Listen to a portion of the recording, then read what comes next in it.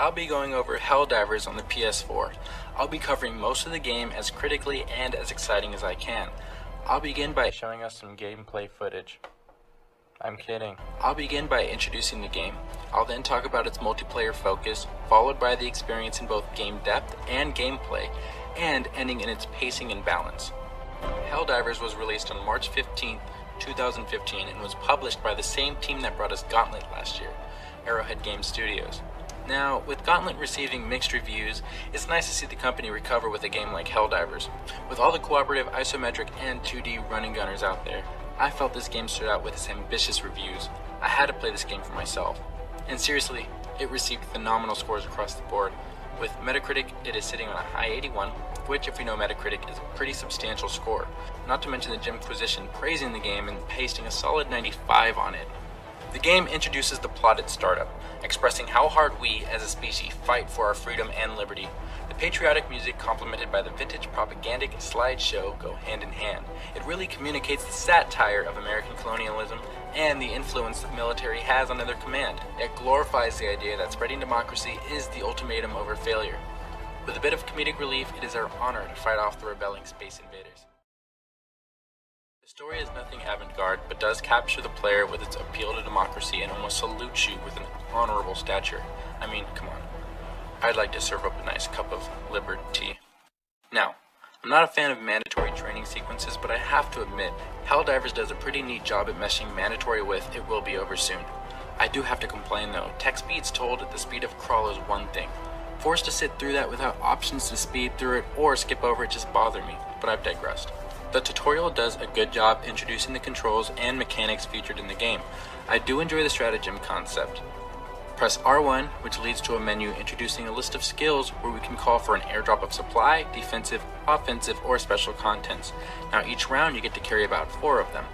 I'm a stickler when games come packed with skills that don't change the game or playstyle.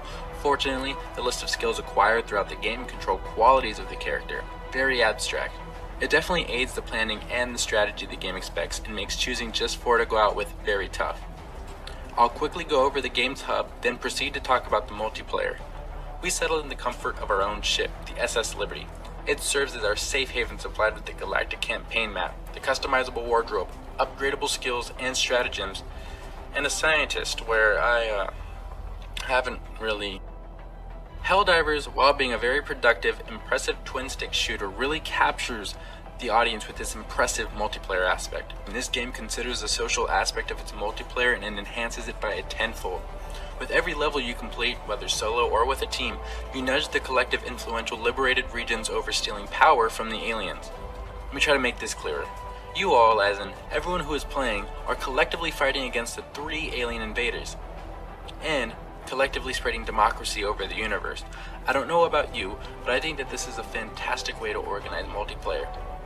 Helldivers is a squad-based co-op game and could carry up to 4 players per team. Friendly fire is always active, and could argue it being the source of its difficulty. This game definitely seems to be focused toward coordination and teamwork with a focus on adversity. Now, difficulty aside, it's easy to forgive such devastating operations with quirks such as D-pad triggered commands and the almost slapstick approach to overwhelming alien encounters. Unfortunately, I have read many complaints that the game is having a difficult time rewarding skills versus rewarding experience for different leveled characters. If I am hosting and I am a higher level than my friend, I could either collect experience while my friend follows suit, or if my friend is hosting, he can collect skills and I'd suffer from not even scratching the surface off my experience points gained. Either way, I could see this hinder the experience. The game offers 3 distinct environments: a desert planet void of any life but these treacherous bugs. I mean, look at these things. Shadow of the Colossi meets fucking roly-poly. A forest planet, which has my favorite terrain. It's just nice to look at. Also residence to the cyborgs. And a snow planet that, well, is the source of these illuminating robots that look vaguely familiar. The game is very dynamic, using generated maps to keep from exhausting the game.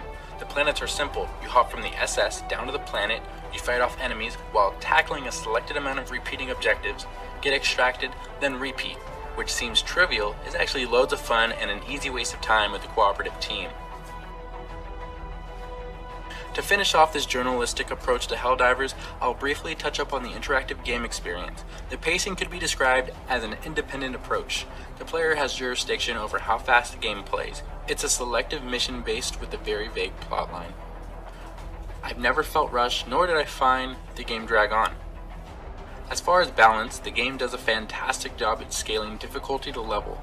The brutally difficult objectives are better met with a squad rather than solo after a couple levels, which makes sense because it's the multiplayer that they capitalize on. But nothing I'd say would turn me off from the experience. All in all, I've enjoyed the game and am expecting a solid amount of time spent in the Helldiver universe to come.